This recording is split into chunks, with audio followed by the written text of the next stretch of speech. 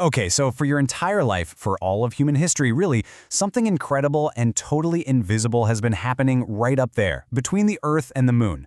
A secret connection that scientists have just uncovered, and let me tell you, it changes, well, pretty much everything. So let me just ask you this. What if I told you that our planet has been sending a constant, invisible care package across 250,000 miles of empty space, stocking the moon with the building blocks of life? I know, it sounds like something straight out of a sci-fi movie, right?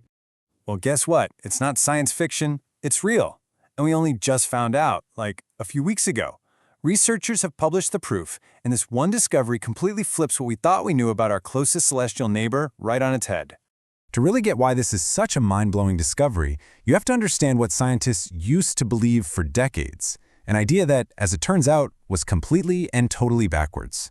For years, the old belief was pretty simple. Earth's magnetic field is a protective barrier, a shield that keeps our precious atmosphere from just, floating off into space. But the new reality? Whoa. That shield isn't a wall at all.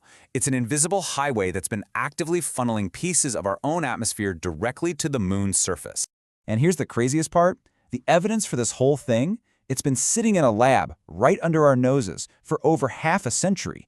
It was hidden in bags of moon dust, just waiting for someone to figure out what they were really looking at. So let's rewind. Between 1969 and 72, the Apollo astronauts brought back all this lunar soil. And back in the 70s, scientists noticed some weird stuff in there, strange elements. But the amounts were so tiny, they just wrote it off as contamination from the lab or the spacecraft. Decades go by, technology gets way better, and a new generation of scientists decides to reanalyze those old samples, and boom, the entire mystery just blows wide open.